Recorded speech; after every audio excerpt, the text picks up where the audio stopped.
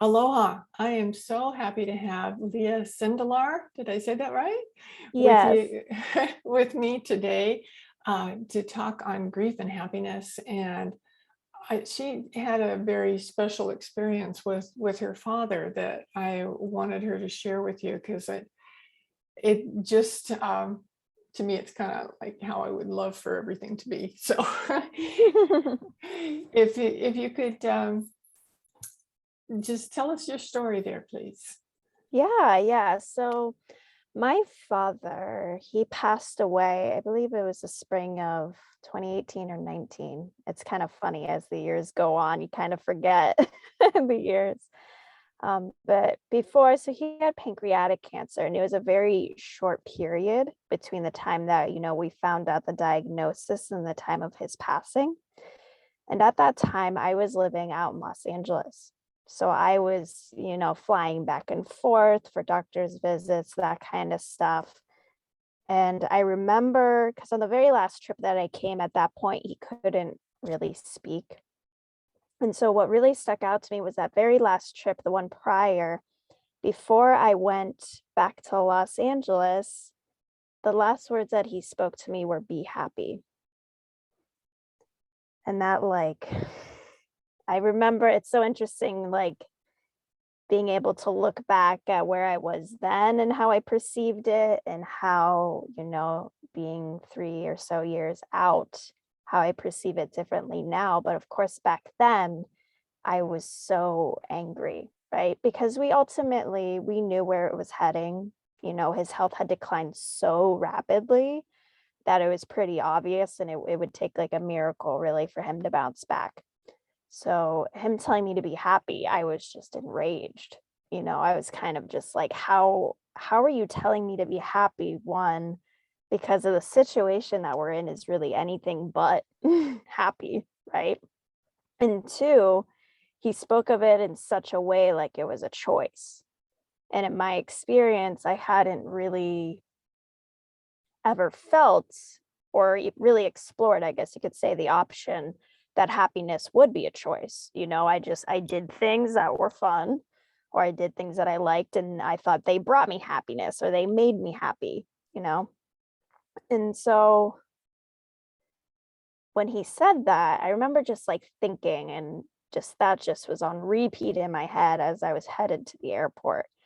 Just be happy, be happy. And I'm like, okay, I'm gonna, try this. And throughout the years, it kind of just that always stuck with me. And my grieving process was very, different than a lot of people. I went through different phases of denial, and then overcoming through it and feeling like, I need to be the rock in the situation for everybody in my family. And so it's been a journey. And now I'm starting more to settle into this energy of, oh, be happy. It really is a choice. It is something that we get to choose. And we even, we didn't throw him a funeral, we threw him a celebration of life. We're like, let's make a party out of it. It was like a big event almost, instead of a funeral to come and be sad, because he was older. My father was in his 70s. And he lived a great life, you know. Like looking back, I was the last of 5 children for him, so he had done a lot in his life. He had worked many jobs, done tons of things. So it was like, okay, this is a natural process of life. This is the one thing that we know is guaranteed for everyone. So how do we embrace it, and how do we go about it in a way of being happy? And it's like, of course, you're never going to be truly happy about the situation just because it is sad. It's a big process, having somebody leave their physical body and no longer being able to communicate with them then that way. So it's been a journey. It sounds like it's been a actually ultimately positive journey for you with what's been going on, and I admire how you handle it. And I was thinking, you had just told me that you have a baby, and I wondered if your feelings about being happy and what your dad said to you have changed any since you had the baby, or if you're recognizing happiness more now that you have the baby. Yeah, no, definitely. I think that's one of the greatest gifts that children have to teach us is because they're so present. They're so in the now, in the moment, and they're so absorbed in just kind of their immediate surroundings. So our son, he doesn't watch television, he doesn't look at our phones for as far as he knows, they don't really exist too much. So he's so much just immersed in his own environment. And so yeah, he has his like ups and downs, but he doesn't know what's going on in the world right now. And so just being able to see him in his now present moment and see how happy he is, because people would say that all the time. Like we started going to these markets and he got the nickname like the smiling baby and the happy baby, you know? So like he's known for that, for just being smiley, happy, go lucky type kid. So I think, yeah, I think kids are definitely one of our biggest teachers in being present and finding the joy and the happiness in the now moment. Yeah, it sounds like your dad might have had a little to do with that, with passing on that happiness to him too. Yes. What he wanted for him. I know when my children were little, people used to, women would talk and they go, "What do you want your child to be when they grow up?" And I always said, "I want my children to be happy." Mm, Whatever they chose to do didn't really make a whole lot of difference to me. I just wanted whatever it was to make them happy so they could be happy and spread joy around them. And yeah. you're kind of struggle with the beginning right after your dad had said that and saying, "How can you do that?" I've also had lots of people when they ask me what I do or something, and I tell them about grief and happiness, and they go, "How can that be?" You just Mm, can't grieve and be happy at the same time. And so I think that's why I'm kind of out to prove that yes, you can, and that's mhm. very important. That happiness kind of makes the world go around, I think.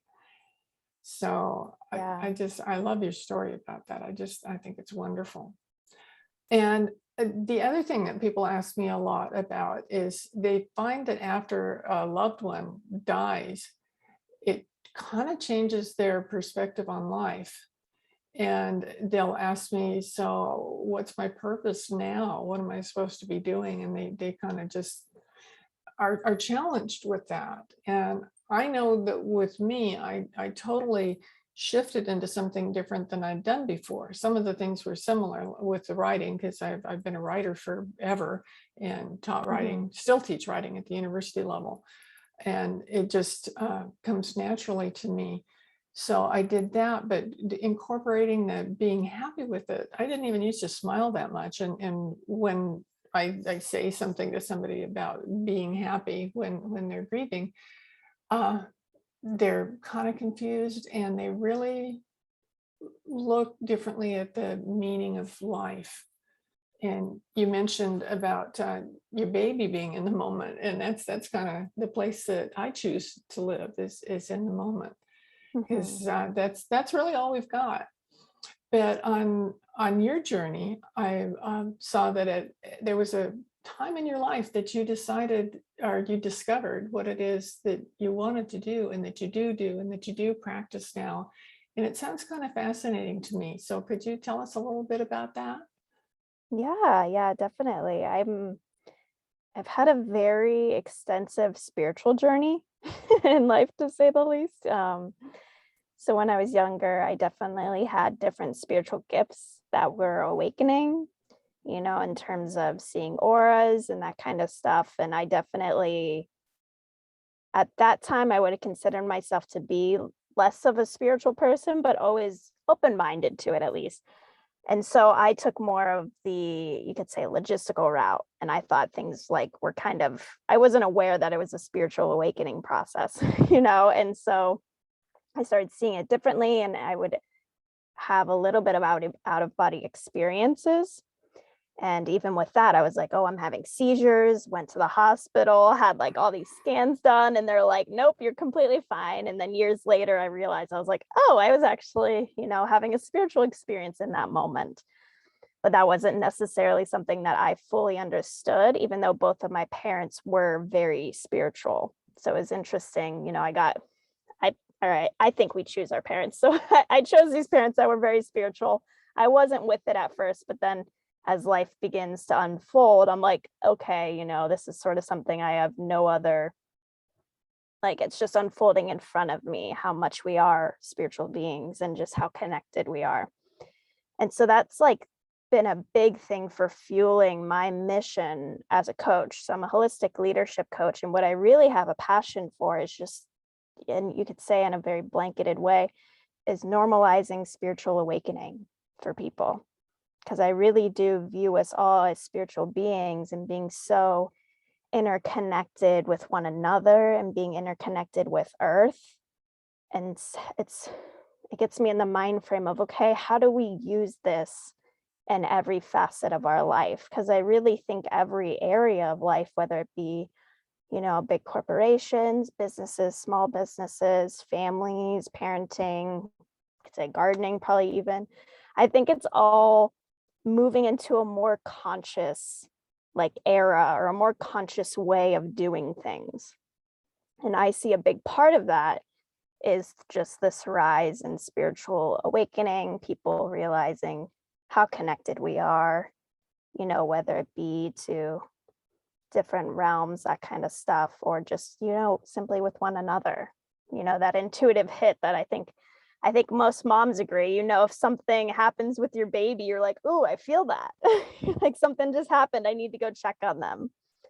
So it's taking that and expanding it outwards and normalizing it and just embracing it overall and seeing how that leads to us evolving just as humans, in a spiritual way, because we're evolving so much on a technological basis.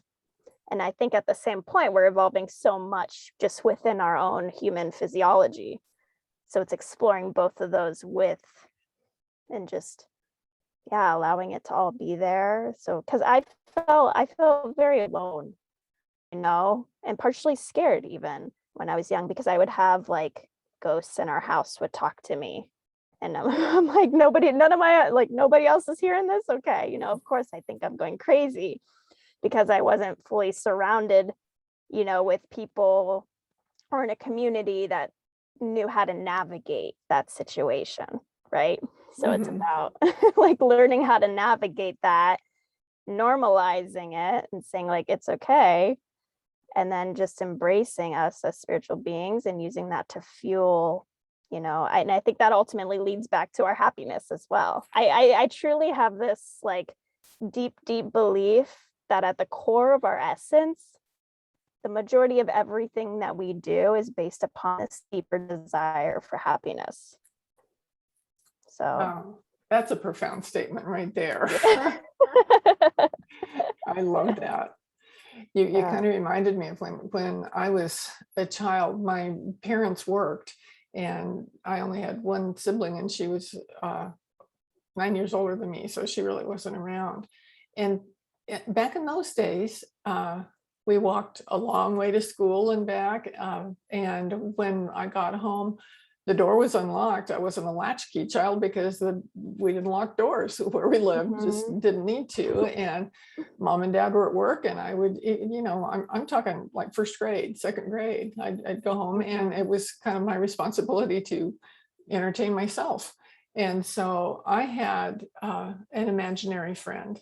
And at that time, I'm not sure I even thought she was imaginary. I think that she was just kind of part of my life. And I was really grateful for her. And I think a lot of times people have kind of this spiritual connection or I'm not sure exactly how to say it, but they're not aware that that's what's going on. I certainly wasn't old enough to figure out what that was. But I can see now that her name was Julie, and she was kind of a gift to me so that I didn't have to be alone. And it was just a wonderful experience. So I think as we grow up, so to speak, or get older, we keep trying to be rational about everything. And Mhm. that makes it a challenge sometimes for people to uh, be spiritual and think spiritually, because they want proof, evidence. What is this Mhm. right here, right now? Where I recognize that I've lived a serendipitous life, because all these things, I don't necessarily know that they're happening at the time, but I look back on that and go, that was serendipity. It was something that uh, made a huge difference in my life, that came to me, and I didn't have any control over it. It was just there, and I chose to recognize it. And Yeah. it's really guided my life in a very positive way. So I like what you're doing. I think that's really nice that you can be somebody who can, for people who are curious about this, you can kind of help them on their journey. Is that accurate? Yeah. Yeah, that's very accurate. Yeah, and that's what I really the way it ties into the leadership coaching especially is because I just have a soft spot for leaders. And I think typically we've kind of been groomed to view leaders as like, oh, it's mainly in the workforce and you kind of have a team and that kind of stuff. But I think it's way more broad than that. Even I think everybody has leadership within them. It's just sort of that willingness to try something new, the willingness to take charge and make decisions, for yourself. And so I think it's kind of just harnessing this energy within one and connecting with, that whether it be intuitiveness or just kind of like those felt senses of knowing what to do and tapping into that. And okay, how do we use us as spiritual beings to fuel just like our leadership, whether it actually be within a business, or whether it be just like in our own life. Maybe you're a leader of the family, within the household, and you're kind of the one that takes charge and sets up the day or that kind of stuff. So yeah, it's just like, how do we ease and support each other in this journey that I think kind of is naturally unfolding and you can't really stop it. So Yeah. I feel like I tried, at points to stop it, and it's just like spirit gets louder and louder. And so you kind of go with the flow of it. Yeah, what I was thinking about when you were talking about people being leaders, my parents were leaders. It seemed like anything they were involved in their lives, they rose to the top and took leadership roles in whatever it was, whether it was a community organization or the business that they had or whatever it was. And so I kind of leaned toward leadership roles throughout my life, and I could easily step into them because I kind of had learned through example of what it's like to be a leader. The one thing I didn't anticipate, though, and I didn't have the opportunity to talk to my parents about this because they were gone by the time I realized it, that being a leader is not necessarily comfortable. What I felt Mm. being a leader is turning you into a target, Hmm. that people I don't know whether people don't want somebody to be in a position of they think they're telling them what to do, Mhm. or they want to be right, and so they have to make the leader wrong for that to happen. I know at one time I was in a women's organization, and I was the president, and it was a national organization, and I was the president of our local branch. And the national organization told us that we needed to make some changes in the bylaws to reflect what uh, the changes that the national organization had made. So it wasn't like it was a choice. It was something that if you're in this organization, you need to make those changes. And at one of our meetings, we were going to vote on the bylaws change, which should have been no big deal. I wasn't anticipating a big deal at all. Mhm. And one of the people that was greeting people when they came in, who was somebody who had welcomed me to the organization and been very kind, was telling everybody as they came in, now she's going to tell you to do this bylaws change, and we don't want to change our bylaws, so you make sure you vote against that bylaws change. What? What is this about? And then I noticed that the former presidents of the organization, who rarely came to meetings, all showed up that night. And they all, when we had the discussion, they all stood up and said, well, we're not going to make these changes. And I thought, what? Who are you? You know, and why is this? But I felt kind of personally attacked. And I thought, why should I put myself in a leadership role if that's what's going to happen to me? Because I was just doing what needed to be done for the organization. And that's just one example. And because I still do leadership roles kind of wherever I am. And I recognize now that that has the potential of happening, and it doesn't have anything to do with me. It has to do with the people that are feeling threatened or doing what they're doing. That's their choices in their life, that I just know that I'm doing the best I can and feel like I'm doing the right thing for the right reasons. And if they don't support me in it, they don't have to. But I actually ended up leaving the organization because I thought, I don't want to be around people like this. And that was a choice. Yeah. And it was good. I was glad I was able to comfortably make that choice. The people in the organization turned out to not be who I thought they were. Yeah. So anyway, that's a big long story. It's just what you were talking about made me think about that. Yeah, no, I love that. And I love that you see the projection within it. People project, their fears and that kind of stuff. And I do think in that sense that leaders can be an easy target for projections, because people kind of, I think it feels safer, to quote unquote, you could say, attack or toss your stuff at somebody within that role because of the energetics, behind a leader. And I do think one of the, what you said sparked me thinking this. I think one of the key almost qualities of a leader, and whether it be conscious or even unconscious, is just like the ability and the willingness to be in uncomfortable situations, because it just naturally happens a lot, in life. And I think that's kind of one of the things that separates a leader from a quote unquote follower. Followers are more focused towards that comfort, where leaders are more the willingness to be uncomfortable. And neither one is better than the other. They're just different in their energetics, and they're both totally okay.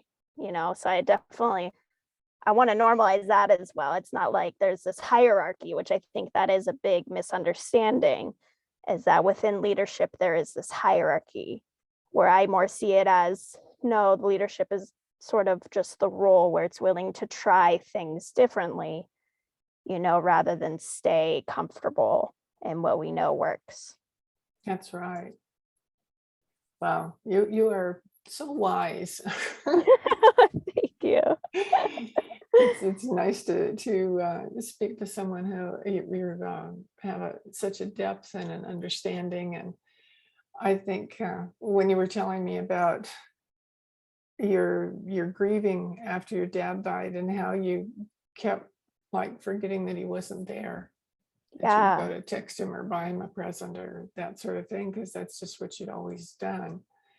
And I think that happens a lot more than people talk about, because they kind of, I think they're probably surprised when it happens, and it can be a trigger for tears too. And so many times people resist tears and feeling what they need to feel. And my feeling about that is tears are kind of cleansing. Sometimes you just need to cry so that you can deal with something. No, I totally agree. I think that was the biggest thing that really led or fueled the whole denial phase that I went in through first, right? So I was just, I wasn't as much in my body and okay with really feeling through emotions in the way that I am now, because now I understand that one of the best ways to allow an emotion to pass through you is to feel it. So you don't suppress it and lock it away and then have it boil up and trigger you. And so that would happen. I remember very distinctly being in a checkout line and seeing something small for my father, or like something he would have used. And I was like, oh, great. Like, I'll get him that for Christmas. Just to then like realize, oh, wait, he's actually not here, And so that was like starting to be a wake up call for me for how much I was kind of living on autopilot and just not really even conscious, and just kind of going through the motions of what I knew to do, I guess you could say. And so after that would happen more and more, I was like, okay, it's like it kind of felt like losing a sense of a grip on reality, because I was living still, or part of me was living in this world where he was almost still alive, because I preferred that reality, right? I wouldn't have to grieve, even though I already was in a phase of grieving. I do believe that there are the different stages and different levels, and everybody experiences them differently. Yeah, that was one of the biggest things that kind of fueled into my, okay, it's time to become more conscious in a way of every action that I do is conscious and within this now present moment, and it's aware. And a big thing within fueling that was feeling the feeling, of being angry, of being upset, allowing myself to put that and to cry, and scream and shout. And it was like, okay, after I did that for a little bit, it was like I had allowed it to flow through me, and so that was like an honor almost to be able to see, because all my life I had always just suppressed emotions, because I like to be happy, I like to have fun. So it wasn't really within me to get down. So I would suppress them. So by really allowing that to feel them and realize that actually opened up a lot of space to then genuinely be happy, rather than putting on a mask to pretend that I'm happy or try to trick myself into thinking that I am, then that's what ultimately changed, like a big shift within my life. Yes. Wow. I love that. The awareness um, of what's going on there. I know with what you were mentioning about having a bit of a challenge with realizing that they're not actually physically here now, Mhm. is I think that can be kind of scary to people, Mhm. because it's really hard to imagine someone you've been with, and in your case with your father, it was your whole life you had been with this person, and for them to not be there. It's just really hard our minds to deal with that, because it's just not, they're how could they not be here? Right. So I think that's one of the real big challenges that people have after they have a loved one transition, that the reality of life becomes different to them. Yeah. And actually welcoming that and recognizing that that's the way it is can help, and being able to deal with it however you need to deal with it. Right. But do deal with things instead of ignoring them or stuffing them away. Yeah. No, it definitely, that was another thing that it awakened me to, was almost this kind of, I would say, an attachment that I had to his physical body. Because, prior to his passing, I definitely would have probably been within that realm. It's kind of a cliche saying, like, oh, like they're not here, but they're still here. And it's like, okay, yes, I do agree with that. But then my perception of that shifted once he passed, because it was like, even though I'm very spiritually in tune, and every now and then I do have my experiences where I am connecting with him, it's very different without that physical body, because here on earth, that's something that we interact with so much, is our physical bodies. And just hearing, the voices of our loved one, or feeling their energy, it's completely different from feeling within their energy of them having passed on. And so I think that's, yeah, that's a big thing, and a big thing that people struggle with. Like, I remember because I would take like videos and that kind of stuff. And I remember it was probably like a year or so after he had passed that I found a video, and just hearing his voice talk, it was like, wow, I haven't heard this in like a year. And that really just like hit. And then it hits in another way of knowing like, okay, I will hear his voice again, but it's only ever going to be from like a past memory. It's never going to be in this present or this future. So yeah, it's a totally different vibe. It really is. I remember when a friend of mine had recorded something. He was kind of coaching her through something, and she recorded it so that she'd be able to use the information. And it was about a year after he was gone that she said, I just found this and I thought you'd like to hear it, and sent it to me. And boy, that it was like the reality of him not being here so that he couldn't talk to me about that. But it was like he was talking to me, because since he was coaching her with something, it was like he was coaching me through something at that point. And it was a really powerful experience to have that happen. So I think when you can allow yourself to be open, that it makes a gigantic difference, especially when you can get to the point where you really do live in the present moment. And I know you understand that, because it just makes all the difference in the world. Because I grew up with this what I called if onlys. You know, that if only this would happen, then my life would be this. And I did that over and over. And it's now when I reflect on times like that, I thought, well, yeah, all the if onlys came to me because I think I was manifesting them by saying that that's what I wanted to have happen.